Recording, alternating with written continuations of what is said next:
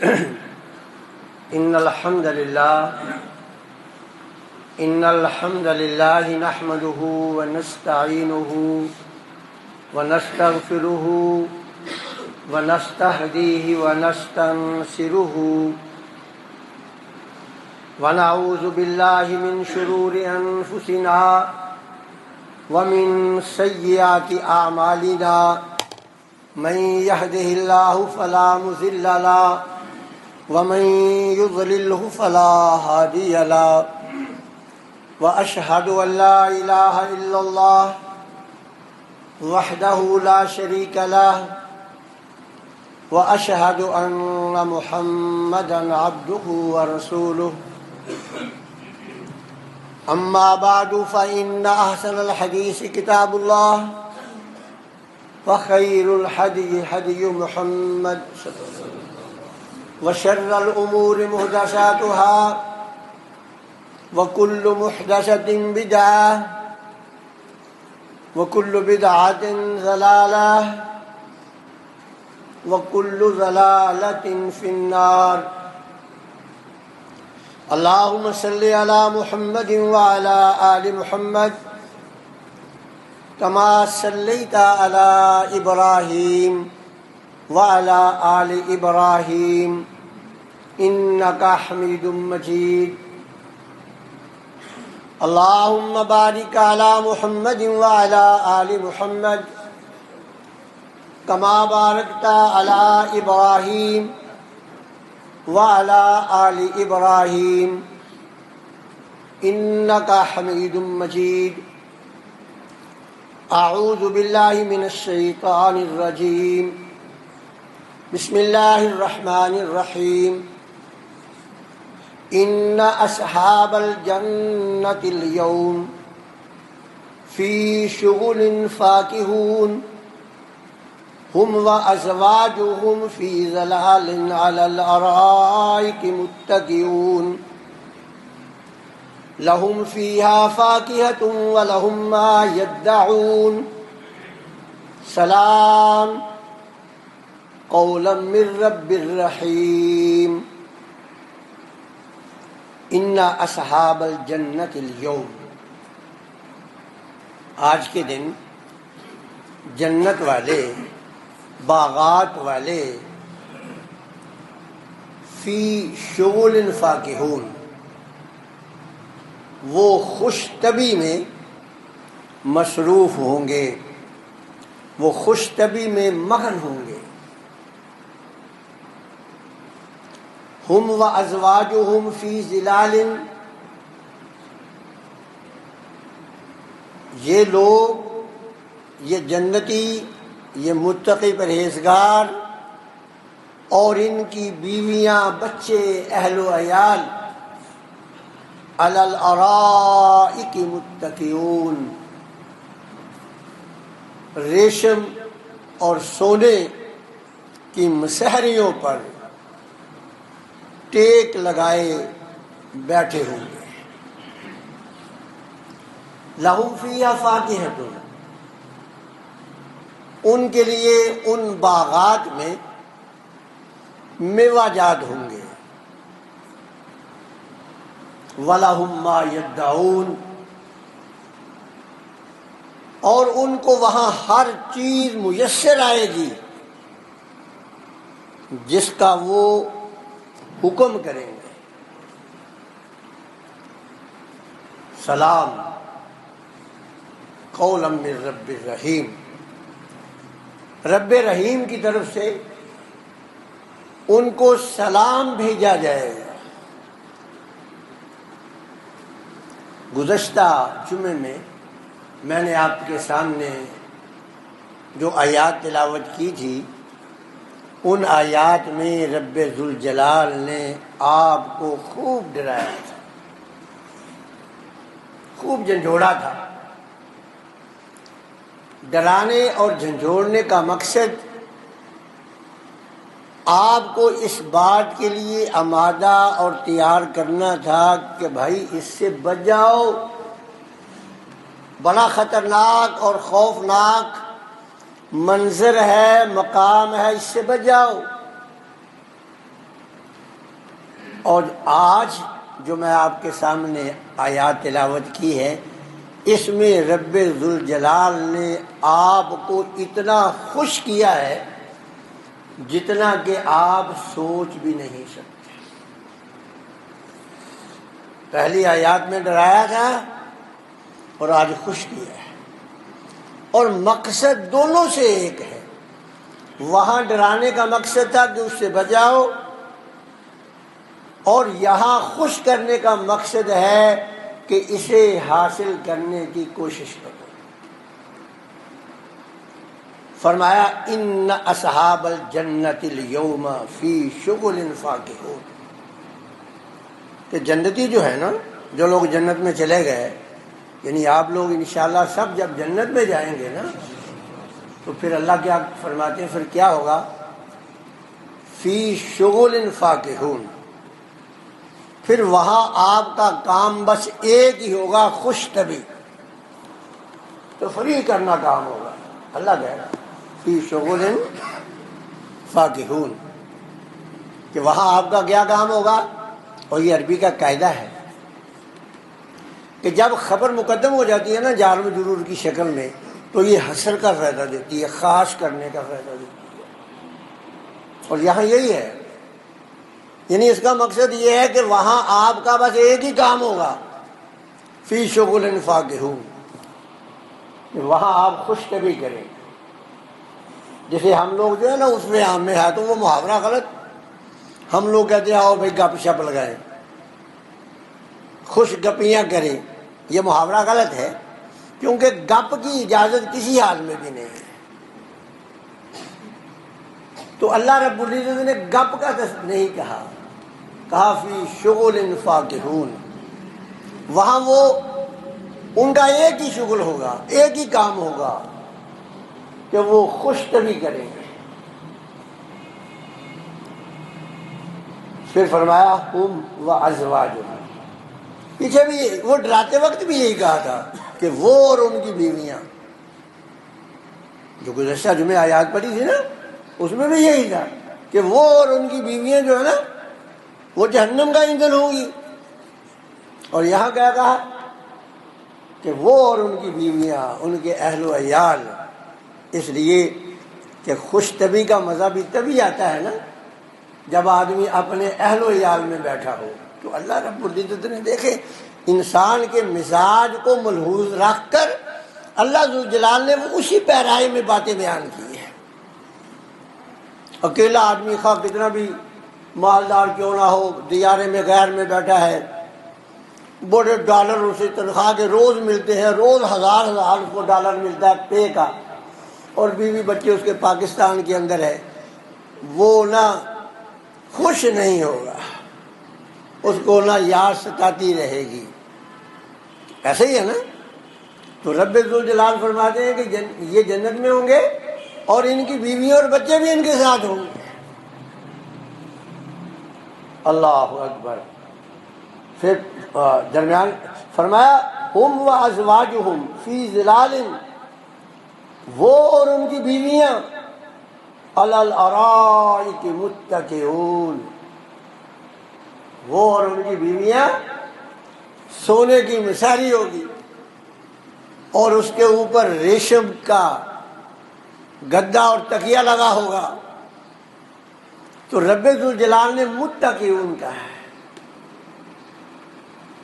ابو بکر صاحب مضطجعون نہیں کہا، یہ بھی کہہ سکتا تھا نا اللہ تعالیٰ مضطجعون، بھی لیٹے ہوں گے، لیکن مضطجعون نہیں کہا، متکئون کہا ہے، اس لیے کہ لیٹتا جو ہے نا وہ بیمار ہے، بیمار لیٹتا ہے، یا وہ لیٹتا ہے جو تھک جائے، یا وہ لیٹتا ہے جو کام کاج کر کے تھک جائے، نیند غلبہ حاصل کر لے، پھر وہ آرام کرنے کے لیے لیٹتا ہے۔ اللہ نے مضطجعون نہیں کہا، اللہ تعالیٰ نے متکئون کہا ہے کہ وہ ٹیک لگا کر ٹانگیں بچھا کر بیٹھے ہوں گے۔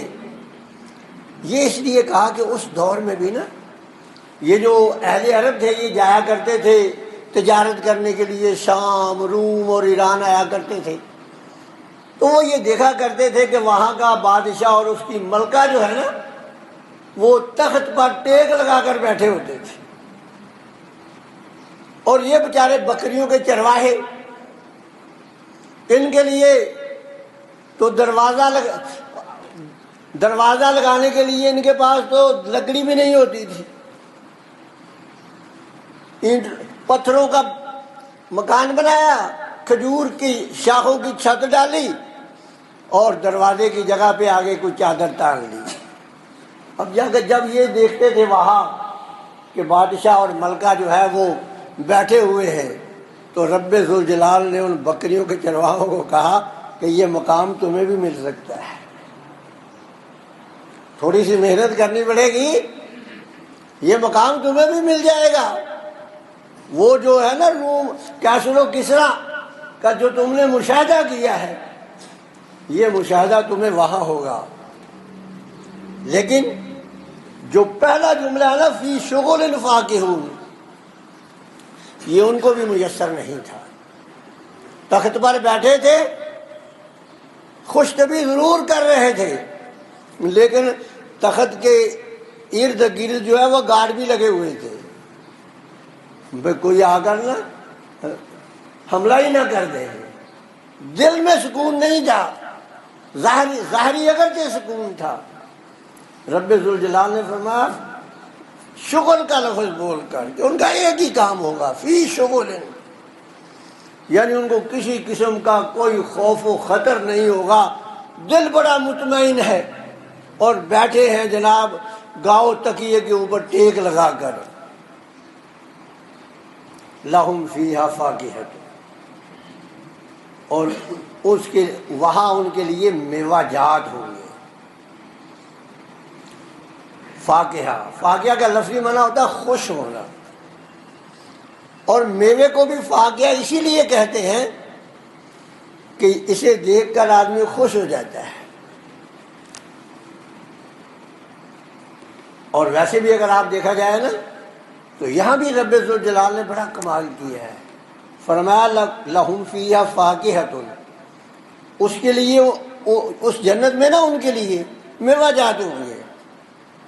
یہ نہیں کہا رب ذوالجلال نے کہ وہم فیہا یاکلون کہ وہ اس میں کھائیں گے، یاکلون نہیں کہا، اس لیے کہ عقل جو ہے نا، کھانا جو ہے یہ بھوک مٹانے کے لیے ہوتا ہے، کھانا جو ہے نا یہ بھوک مٹانے کے لیے ہوتا ہے، اور پھل اور پرندوں کا گوشت دو چیزیں ہیں جنت میں، وَلَحْمِ طَيْرٍ مِّمَّا يَشْتَهُونَ لَهُمْ فِيهَا فَاكِهَةٌ، دو چیزیں ہیں جنت میں، پھل اور پرندوں کا گوشت۔ اب دنیا کے اندر یہ دونوں چیزیں جو ہیں نا یہ دو وجہ سے کھائی جاتی ہیں، یا تو آدمی کھاتا ہے لذت حاصل کرنے کے لیے، ایسا ہی ہے نا، یا تو لذت حاصل کرنے کے لیے کھاتا ہے، اور یا پھر ڈاکٹر ناصر شیخ صاحب لکھ دیتے ہیں بھی آپ کا ہاضمہ بڑا خراب ہے، کولسٹرول آپ کا بہت زیادہ ہو گیا ہے، آپ جو ہے نا نہ تو بکرے کا گوشت کھا سکتے ہیں اور نہ آپ بڑے کا کھا سکتے ہیں، البتہ مرغی کی ایک آدھ بوٹی کھا سکتے ہیں، یا پھر آپ فروٹ وغیرہ کھا لیں۔ کیوں ہی ڈاکٹر صاحب ایسے ہی ہے نا، دنیا میں دو ہی وجہ ہے اس کے کھانے کی، یا تو بھوک کی وجہ سے نہیں کہ بھی اس کو بھوک لگی ہوئی ہے لہذا اس کو جو ہے وہ مرغی کا گوشت کھلا دو، بھوک مٹانے کے لیے، مرغی بھی پرندہ ہی ہے نا یہ یا تو معدہ خراب ہے، آدمی بیمار ہے، کولسٹرول زیادہ ہو گیا ہے، تو ڈاکٹر صاحب کہہ دیتے ہیں بھی آپ جو ہے نا یہ کھائیں، یا تو مرغی کی ایک آدھ بوٹی کھا لیں یا فروٹ کھا لیں، یا پھر وہ آدمی کھاتے ہیں جو ناز و نعمتوں میں ہوتے ہیں، لذت حاصل کرنے کے لیے کھاتے ہیں، یعنی بھوک مٹانے کے لیے نہیں ہے۔ تو اللہ نے وہاں تو چونکہ بیمار ہونا نہیں ہے، معدہ خراب نہیں ہونا، بولو براز آنا ہی نہیں ہے، سانس کے ذریعے ہی خوراک نے ہضم ہوتے چلے جانا ہے جو کھانا ہے، تو باقی رہ گیا صرف تناؤم، خوش ہونے کے لیے، لذت حاصل کرنے کے لیے، تو وہاں یہ دونوں چیزیں جو ہے نا لذت حاصل کرنے کے لیے ملنی ہے. لحم طیر مما یشتہون، بھوک مٹانے کے لیے نہیں، بھوک تو لگنی نہیں ہے. اللہ اکبر. پھر اس میں ایک فرمایا فی ظلال، بھئی وہ سائے میں، اللہ کی رحمت کے سائے میں، سونے کی مسہریوں پر، ریشم کے گدوں اور تکیوں پر ٹیک لگا کر بیٹھیں گے. تو سایہ تو وہاں چونکہ سورج تو وہاں ہونا نہیں، لا شمس ولا زمہریرا، نہ وہاں سورج ہے نہ سردی ہے، تو سائے کی کیا ضرورت ہے؟ جب ہے ہی نہیں. تو یہاں لفظ ظلال بولا ہے، یہ ظل کی جمع ہے. چھتری کو ظلہ کہتے ہیں کیونکہ چھتری بھی جو ہے نا وہ بارش سے بچاتی ہے. تو اس لفظ کے جو اصلی معنی ہے نا وہ ہے بچانا. یہ جو لفظ ظل ہے نا اس کے جو لغوی معنی ہے وہ ہے بچانا. تو چونکہ سایہ دھوپ سے بچاتا ہے اس لیے اس کو ظل کہتے ہیں، اور چھتری بارش اور دھوپ دونوں سے بچاتی ہے. جب زیادہ دھوپ ہوتی ہے سر پہ چھتری لے لیتے ہیں، بارش ہوتی ہے تو سر پہ چھتری کر لیتے ہیں، تو اس لیے اس کو ظلہ کہتے ہیں. تو اس کے اصلی معنی کیا ہے؟ بچانا. تو وہاں ظلال اس لیے کہا گیا ہے کہ وہ ان کو جو ہے نا غموں سے بچا لیا جائے گا. اس دن ان کو کوئی فکر فاقہ نہیں ہوگا، اور کہیں گے منہ سے وہ جو ہے نا خوش طبی کی باتیں، اس کا بھی رب نے قرآن میں ذکر کیا ہے. وہ کیا خوش طبی کی باتیں کریں گے؟ کہیں گے الحمدللہ الذی اذھب عنا الحزن. کہیں گے یا اللہ، وہ کہیں گے ایک دوسرے سے یہ خوش طبی کر رہے ہیں بھئی اللہ کا بڑا شکر ہے بھائی جس نے ہم سے غم دور کر دیا، غم لے گیا. وہ کیونکہ پیچھے ہم پڑھ رہے ہیں نا کہ وہ جو جہنمی ہیں، جو اللہ کے نافرمان ہیں، جب ان کو قبروں سے اٹھایا جائے گا نا تو وہ کہیں گے بھی ہمیں ہماری آرام گاہوں سے کس نے اٹھا دیا. وہ بھول جائیں گے قبر کا عذاب کہ وہاں بھی سزا ہوئی تھی بڑے عذاب کو دیکھ کر. اور انہوں نے بھی چونکہ دو چیزیں دیکھ لی ہوں گی جنت میں جانے سے پہلے، دو چیزیں دیکھ لی ہوں گی، قیامت کے ہولناک مناظر بھی دیکھ لیے، قبر کا معاملہ بھی دیکھ لیا، جہنم سے گزرنے کا معاملہ بھی دیکھ لیا، اب چلے گئے جنت میں. تو اللہ فرماتے ہیں کہ جب وہ جنت میں چلے جائیں گے نا پھر وہ سارے غم پیچھے والے بھول جائیں گے، ان کو یاد ہی نہیں رہے گا بھئی کوئی خوفناک منظر بھی ہم پر گزرا تھا کہ نہیں. یہ ہے ظلال. ایسے میں بات نا اللہ فرماتے ہیں کہ جب وہ جنت میں چلے جائیں گے نا اور جب وہ خوش طبییں کر رہے ہوں گے اس وقت وہ ان کو پتہ ہی نہیں ہوگا کہ کبھی ہم قبر میں بھی ہوتے تھے، اور جہنم یعنی معاشر کا جو گرم ترین دن ہے وہ بھی ہم نے گزارا ہے. وہ بھی غم بھول جائیں گے کہ ہم جہنم کے اوپر سے ہمارا کیسے گزر ہوا تھا. اللہ اکبر. اور کہیں گے الذی احلنا دار المقام من فضلہ، کہیں گے وہ رب جس نے ہمیں اپنے فضل سے اس مستقل جگہ پہ، مقامہ مستقل جگہ، جس نے ہمیں مستقل جگہ پہ ٹھہرا دیا ہے. ایک ہوتا مستقر عارضی، ایک ہے مقیم وہاں کا رہنے والا. تو جس طرح ہم دنیا میں بھی کہتے ہیں کہ ایک موجودہ پتہ ایک مستقل، تو وہ کہیں گے کہ چونکہ اللہ ان کو بشارت دے دے گا کہ بھئی اب آپ نے یہاں سے نکلنا نہیں ہے، یہی رہنا ہے انشاءاللہ، آپ سب نے وہی رہنا ہے انشاءاللہ. وہ کہیں گے آپ وہاں ایک دوسرے سے کہ وہ اللہ جس نے ہمیں اتار دیا ہے، جس نے ہمیں ٹھہرا دیا ہے اپنے فضل سے اس ہمیشہ رہنے والی جگہ میں، لا یمسنا فیہا نصب ولا یمسنا فیہا لغوب.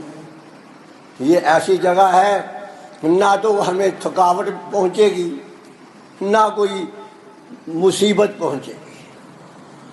اب رب ذوالجلال یہ بھی وہ اعلیٰ فی ظلال، یہ اسی کی چیز ہی ہو رہی ہے کہ وہاں تھکاوٹ بھی نہیں ہے۔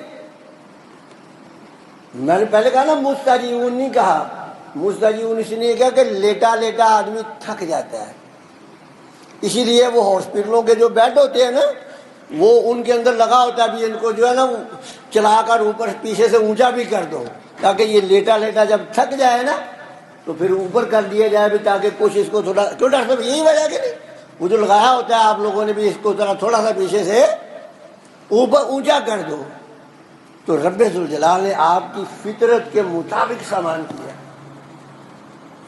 اور کہیں گے کہ یہاں تو کوئی تھکاوٹ ہی نہیں ہے، یعنی جس انداز سے وہ ان کو وہاں بٹھایا جائے گا نا، نہ تو وہ بیٹھنے میں کسی قسم کی کوئی تکلیف ہوگی اور نہ اس میں کسی قسم کی کوئی تھکاوٹ محسوس ہوگی۔ اللہ اکبر۔ پھر آخری لفظ بھی بڑا زوردار ہے، فرمایا وَلَهُم مَّا يَدَّعُونَ۔ اس کے دو معنی ہوتے ہیں، ایک ہوتا ہے مانگنا، دعا، اور ایک ہوتا ہے حکم کرنا۔ دو معنی ہیں اس کے، ایک ہے مانگنا اور ایک ہے حکم کرنا، اور لفظ دونوں کے لیے ایک ہی استعمال ہوتا ہے، لیکن اس کا محل بتاتا ہے کہ بھی اس کا معنی مانگنا ہے یا حکم کرنا ہے۔ اب مثال کے طور پر اگر جو ہے وہ آپ کو کسی چیز کسی بڑے سے لینی ہے تو آپ اسے مانگیں گے۔ اب ظاہر ہے کہ بادشاہ جب اپنے نوکر سے کہے گا بھی جوس پلاؤ تو بادشاہ مانگے گا تو نہیں نا، وہ تو آرڈر کرے گا نا۔ تو یہاں جنتی جو ہے نا آرڈر کریں گے، مانگیں گے نہیں۔ یہ قرآن نے کہا یطوف علیہم ولدان، وہ گھوم رہے ہوں گے، وہ ان کے سامنے آگے پیچھے جو ہے یہ تکیہ لگا کر بیٹھے ہوئے ہیں سونے کی مساریوں پر، اور وہ جو خدام ہے نا وہ گھوم رہے ہیں، بس یہ آرڈر کریں گے یہ۔ اور یہ دوسری جگہ پر وَلَكُمْ فِيهَا مَا تَشْتَهِي أَنفُسُكُمْ وَلَكُمْ فِيهَا مَا تَدَّعُونَ۔ یہاں بعض لوگوں نے نا، بعض مفسرین نے تکلف سے کام لیا ہے، انہوں نے کہا یہاں تقدیم و تاخیر ہے، تدعون پہلے ہے، تشتہی بعد میں ہے، لیکن حقیقت یہ ہے کہ یہ تقدیم و تاخیر نہیں ہے بلکہ وضاحت ہے۔ بتایا گیا کہ یہ جو تدعون ہے یہ تشتہی ہے، کہ جو وہ چاہیں گے نا اس کا آرڈر کر دیں گے، حکم کریں گے بھی دو بھائی۔ تو وہاں دنیا میں اگر آپ نے اور میں نے رب کا حکم مان لیا نا تو پھر قیامت کے دن رب نے حکم کی چھڑی میرے اور آپ کے ہاتھ میں پکڑا دینی ہے۔ وہ کبھی دیکھا نہیں ہے آپ نے، وہ جو آرمی چیف بنتا ہے، پرانا جاتا ہے اور نیا آتا ہے، وہ کیا ہوتا ہے اس کے پاس؟ وہ ایک چھڑی سی ہوتی ہے نا، وہ پتلی سی ایک چھڑی سی ہوتی ہے، اس کو توپ تو نہیں دی جاتی نا، نہ اس کو ایٹم بم دیا جاتا ہے، پتلی سی چھڑی ہوتی ہے، اس کے ہاتھ میں پکڑا دی جاتی ہے۔ وہ چھڑی اس بات کی علامت ہے کہ اب آرڈر اس کا چلنا ہے۔ اگر دنیا کے اندر ہم نے مالک کا آرڈر مان لیا نا تو جنت کے اندر پھر آپ سب کے ہاتھ میں رب ذوالجلال نے حکم کی چھڑی دے دینی ہے۔